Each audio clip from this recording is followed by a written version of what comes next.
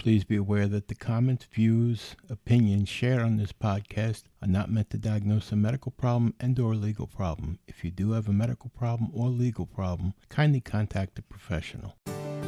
Welcome to An Apple a Day, a podcast, a resource, a community. Share your experiences and learn from others as we overcome barriers and learn to live a happy, healthy life with a disability. Welcome to the community. Here's your host, Jimmy Apple. Hello, welcome to another episode of An Apple a Day. I'm your host, Jimmy Apple. An Apple a Day is brought to you by www.famousapple.com. Famousapple.com is the home site for this podcast, and there you're going to find articles about the topics we discuss here on the podcast. You're also going to find access to our social media pages. You're going to find access to our private message boards and our chat rooms, and all of that's free. All you have to do is register on the website, and all we're asking for is your email address and your screen name. No addresses, phone numbers. We're not going to sell your information to anybody. We just want to know who's coming on, and this way we can protect our little group, our community. Go on over, check it out. Right now we're under construction. We're redesigning the site, but it still works. Everything still works over there. So go ahead, go over, check it out. Let me know what you think. Let me know what you think we should add or get rid of. We also have some great bargains over there. We're not selling them. We have advertisers that are selling them, advertisers that you know and trust, names that you know and trust. You get a chance? Check out www.famousapple.com.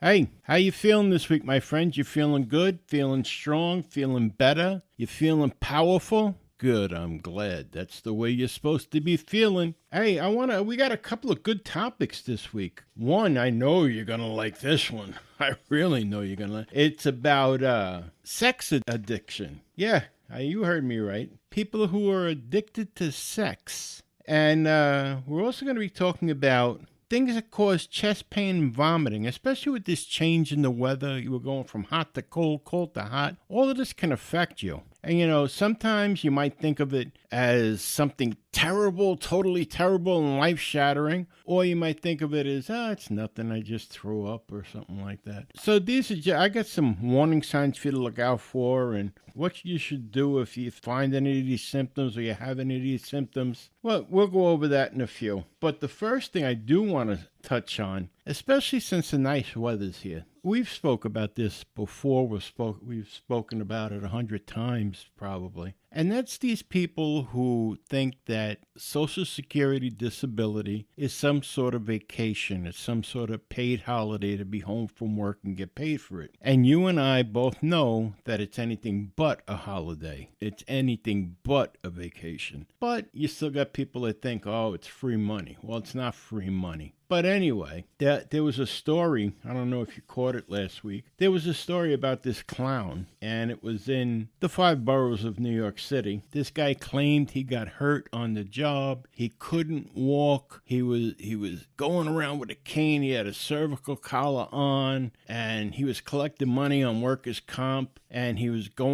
filing for Social Security disability. He was claiming he was going to be out forever because he totally ratcheted up his whole body, and he can't walk, and he can't do this, he can't do that. He had so many things that he can't do. It would have been easier to list the things that he can, according to him. Well, anyway, when you start being that theatrical about things, it puts up a red flag on you. So it put up a red flag on him, and they started following him. And they got pictures, and they took pictures of him, and they followed him. And for the first couple of days, he walked with the cane, and he put on a good act. But then one morning, middle of the week, he came out of the house with his cane. He hobbled over to the car, looked around, nobody's looking. He threw his cane in the back seat, jumped in the car, took off his cervical collar in the car, took off. By the time he got to where he was going, he jumped out of the car, left the cervical collar in the car, left the cane in the car, had another pair of sneakers on. He took his sweatpants down, and he had a pair of shorts on underneath that, and he went inside and started taking kickboxing lessons. What are you, a moron? I mean, really? And this guy's collecting insurance money. Well, needless to say, he got caught. And I'm glad. I am so glad. I hope they throw the book at him. Right now, what he's looking at is insurance fraud. That's a heavy charge. That's a heavy charge. He'll have to pay back every dime that he was getting. He'll have to pay back every doctor's appointment that he went to. He'll have to pay back all kinds of medication that he got. And Lord knows what the fines are going to be. And he could go to jail. It doesn't pay to fake it. It doesn't pay to fake it. If you're sick, you're sick. If you're not sick, you're not sick. You know, these people that fake it, the only ones they're hurting besides themselves are the people who are really hurt, which is us. They're taking money out of the system so that they can joke around and play around. But the people that actually need it, they're making it more difficult for us, because the more they catch these jerks like this, the more they're on their guard. So now they got to make the vetting system even tougher now. Before this, we had to jump through 3 hoops. Now, who knows? Maybe you're going to have to jump through a 4th hoop to prove that you're actually disabled. And it's all because of these fakers, these liars, these thieves. Okay? The last thing we need is thieves around us. And if you see it, I'm asking you, please, if you see someone that's actually robbing from the system, report them. And I'm not saying that to be Gary Good Guy or, a goody two-shoes. Hey, you're protecting yourself. You're protecting your family. Because what's going to happen is these leeches are going to drain on the system. They're going to get their free money. And when the system starts going broke, well, they're going to jump ship. And they're going to go back and go get a job somewhere. And you're still left with your disability. You're still left unable to work. You're still left trying to make ends meet. And now they're going to be cut. You can have your money cut because these idiots drain the system. If you see someone cheating the system, report them. By all means, please report them. I seen this and I was like, wow, I'm glad they caught him. There was one time I seen a TV show. They were talking about these people that try to rob the insurance companies like this. There was a guy that went to court. It was in Lower Manhattan in New York City. He went to court. He rode with his lawyer to court. When he got to court, he hobbled in on crutches and he had the collar around his neck. And he could hardly move, and when he had to sit down, it was in slow motion, and when he stood up, it was in slow motion, and he had this twisted look of pain on his face. Anyway, make a long story short, he got his award, and he hobbled out of the courtroom with the lawyer. The lawyer helped him into the car, but the people that he won the award from, they weren't buying this. They still sent their investigator to follow him. They're following this guy home on the West Side Highway. What are the odds, right? This guy gets a flat tire. The lawyer gets a flat tire. This guy that he just represented, the guy with the crutches and the collar and can't move and everything, he's out there changing the flat tire for the lawyer. He went to jail. The lawyer had problems. He had problems. You see these people doing this. If you see it, please report them. All right, so let's move on here. With the change of seasons and going from hot to cold and cold to hot, our bodies go through all these changes, and sometimes it can cause different problems for us. One of the things is that a lot of people seem to get, especially as they get older, or people like us, we're disabled, we have other problems. You start experiencing chest pains, or you might even experience nausea or vomiting. Sometimes it's because we change our diet depending on the temperature outside. In the summertime, you tend to eat cooler foods, salads and stuff like that. And in the wintertime, naturally eat warmer foods, soup and so on. But I seen this article in the medical news today, and I wanted to share this with you.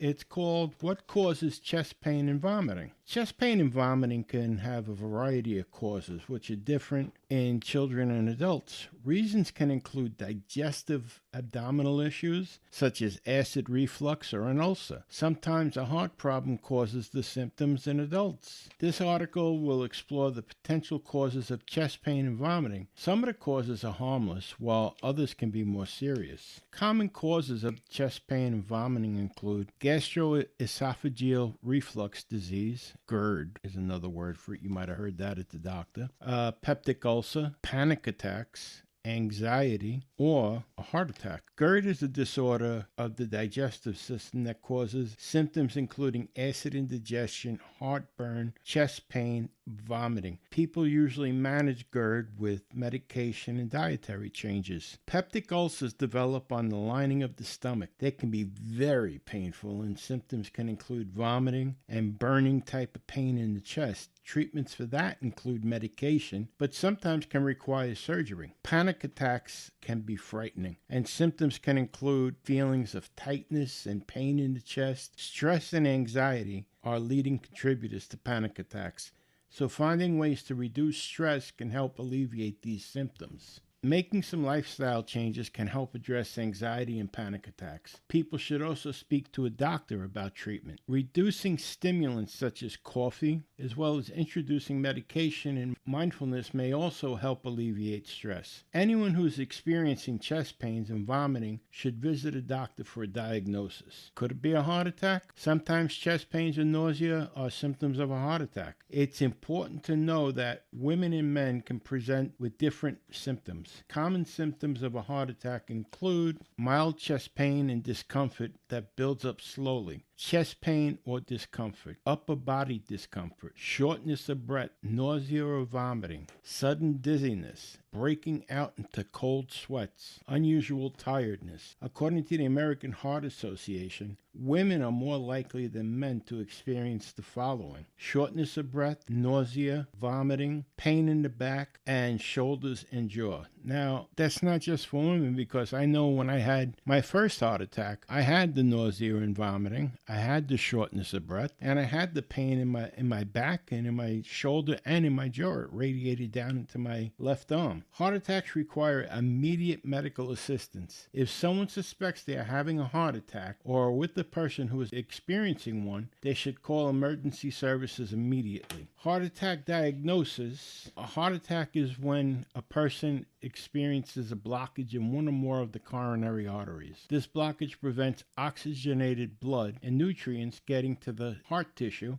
and muscle, which can cause them to die. A doctor can diagnose a heart attack with an electrocardiogram, EKG test, or coronary angiography. If the tests detect an irregular rhythm, it might indicate a heart problem. Sometimes doctors will do blood tests to diagnose a heart attack. Heart attack treatment. Anyone experiencing these symptoms and suspects a heart attack should call 911 or the local emergency services. While waiting for the ambulance to arrive, the emergency operator may recommend giving crushed aspirin, which can reduce the effects of a heart attack. Other early treatments might include aspirin, nitroglycerin, or clot-busting medication. However, some people might require surgery. Surgery can include percutaneous coronary intervention, or PCI, also known as coronary angioplasty. PCI involves inserting a stent, small metal or plastic tube, into the artery to improve blood flow. Coronary artery bypass grafting. This is when the surgeon removes an artery or vein from another part of the body and uses it to bypass the blocked section of the coronary artery. Long-term treatment involves adopting a healthy lifestyle changes and managing stress and quitting smoking. Very big one. That's a big one. Could it be angina? Angina occurs due to plaque buildup in the arteries. It's a symptom of an underlying heart disease, not a disease on its own. Angina may feel like squeezing in the chest, like indigestion. Some people may also experience pain in the following areas: the neck, shoulders, arm, jaw, or back. Angina diagnosis. A doctor will perform a physical examination and take a full medical history. The doctor will ask about symptoms, family history, smoking status, diet history, and other medical factors. If the doctor suspects angina, they will recommend tests such as an EKG, stress testing, a chest x-ray, and blood tests. The treatment for angina. There is a variety of treatment options available. If symptoms are mild, treatment can include some lifestyle changes and taking medication. Lifestyle factors include stopping smoking, eating a healthy diet, avoiding large meals with rich foods, taking regular breaks from exercise if it brings on angina, being physically active, limiting stressful situations and managing anxiety, maintaining a healthy weight, taking all medications the doctor prescribes. If these treatment options don't work, some people may require medical procedures such as an angioplasty or coronary artery bypass grafting. These are things you have to watch out for. And again, as the weather changes, I noticed for me, when I had my first heart attack, it was the weather changed from hot to cold. My second heart attack, it changed from cold to hot. So for me, that's the norm. I'm not saying that's the norm for everybody, but I noticed the pain coming down my back, came right out of my jaw, down my shoulder, into my left arm, and it felt like I was numb, like I couldn't feel my fingertips. That was the second time. The first heart attack I had, the only pain I had was in my elbow. So if you have any kind of pain or numbness or tingling in your left arm especially, better to be safe than sorry. Go to the doctor, go to the emergency room, go and have it checked. That's my suggestion. One more thing I want to point out with this article. Did you notice how many times it said quit smoking? Quite a few. Now, if you're still smoking, man, you have to quit. I know I'm like the pot calling the kettle black. After I got hurt, I was smoking like a chimney. And people around me were like, well, he's going through a hard time. Let him smoke. I put on weight. Well, he can't lose weight and quit smoking at the same time. You go crazy. So let him smoke and go on a diet. Yeah, I never went on a diet and I kept on smoking. And then I had the heart attacks. Do you know what? Every time you take a drag of that cigarette, every time, it makes your arteries constrict. And if there's any plaque in your arteries, it's compressing it. It's compressing it and compressing it. And you're going to block your own arteries. So you got to quit smoking. And I don't want to hear about, well, I'm using a vape now. I'm vaping. I'm not really smoking anymore. Yeah, you are. Yeah, you are. You're taking in vape. You're smoking a bubblegum cigarette now. Come on. You don't need that. You really don't need that. Why do you want to put chemicals in your lungs? I did it for years. I did it for 40 years. I smoked like a chimney. And look what it's got me. 3 strokes, 2 heart attacks. You don't want that. And you're my friend. I don't want you to have it. So please do your best. Whatever you got to do to quit. If you got to put on patches or suck on lozenges or chew gum. Do whatever you got to do to quit smoking, okay? Look, let's take a bit of a break here. We'll take a 30-second break. We'll come back on the other side and we're going to talk about sex addiction. I know you're going to want to hear about that. I know that. So, I'll meet you on the other side 30 seconds from now. An Apple a Day is brought to you by www.famousapple.com. FamousApple.com is the home site for this podcast. There you're going to find articles about the topics we discussed. You're going to find our connections to our Facebook page. And you're even going to find connections to our private chat board. So take a minute, go over, visit www.famousapple.com. But please wait till the end of this podcast. Don't run out on me now. Let's get back to the discussion.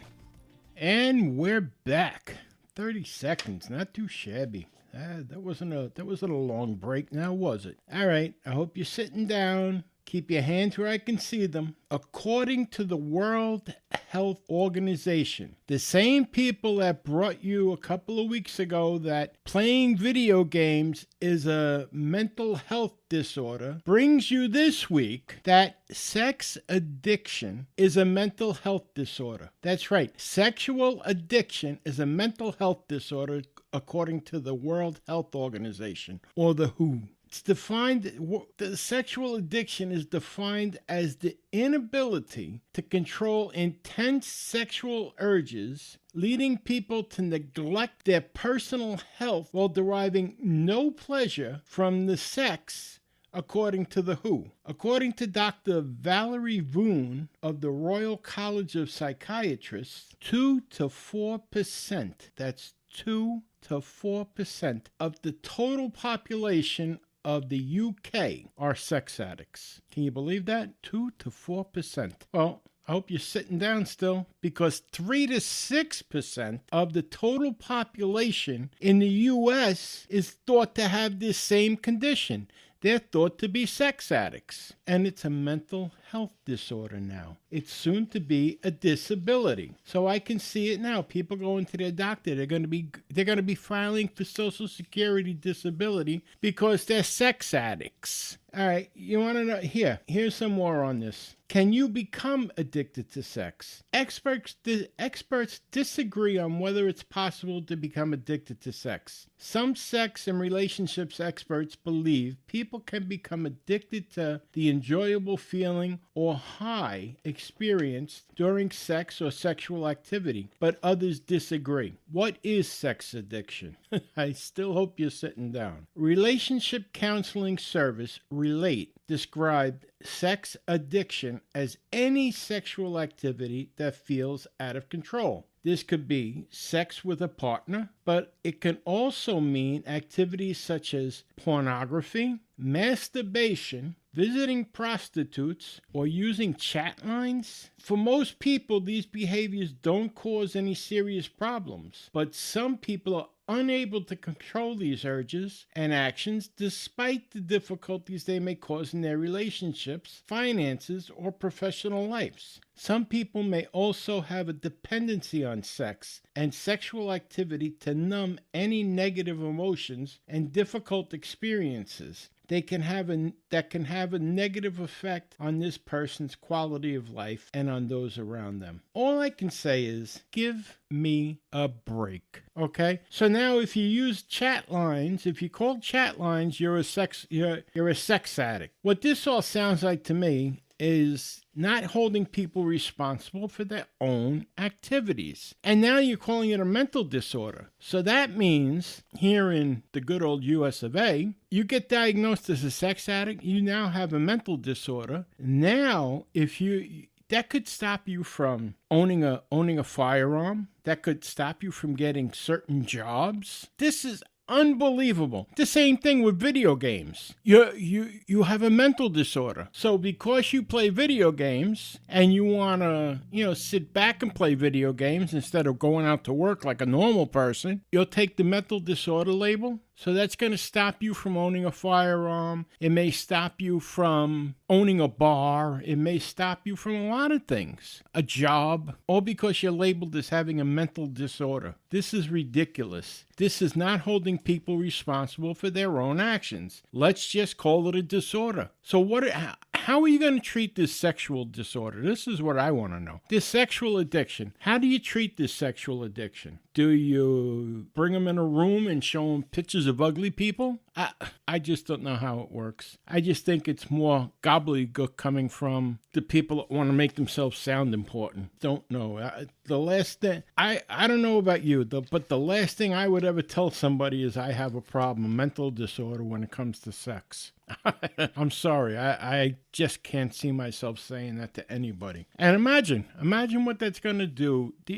They'll probably have to put you on some kind of list, and then you can't go near schools, or you can't go near churches, or you can't go near the Boy Scouts or the Girl Scouts or anything like that, because you're not a sexual predator, you're a sex addict. So you're one step below a sexual predator, I guess. It's sickening. It's dehumanizing is what it is. And anyone that would even voluntarily say, oh, yes, I'm addicted to sex. It's funny because you see like Tiger Woods, he said it. Russell Brand, he's gone for sex addiction counseling I don't know how many times. I guess for rich people it's something to do, right? I don't know. You guys can take it from there. Whatever you think. You can read more about this. Go to www.famousapple.com. I have the whole article up on the webpage, and it's there for you to read and take in for yourself. There's other links on there that you can go further into this subject. It's a very involved subject, very involved, but I just think it's absolutely ridiculous. I think it's making excuses for people's piss poor behavior. Their antisocial behavior. You're making excuses for them again. Anyway, thank you very much for stopping by this week. I really appreciate it. I want to remind you, like I always do, remember, things can always be worse. No matter what, there's people striving to be where you're at right now. Remember that. And remember, you're a special person. Your disabilities don't define you. You're just a regular person, a regular guy or a gal that just has a disability. You're not a disability. You're a person with a disability. Remember that. Okay? Have a great weekend. I will talk to you next week. And thanks again for stopping by. This is Jimmy Apple. Take care, my friends. Thanks for listening to An Apple a Day with Jimmy Apple, your gateway to a happy, healthy life. Join our community at www.famousapple.com. See you next time.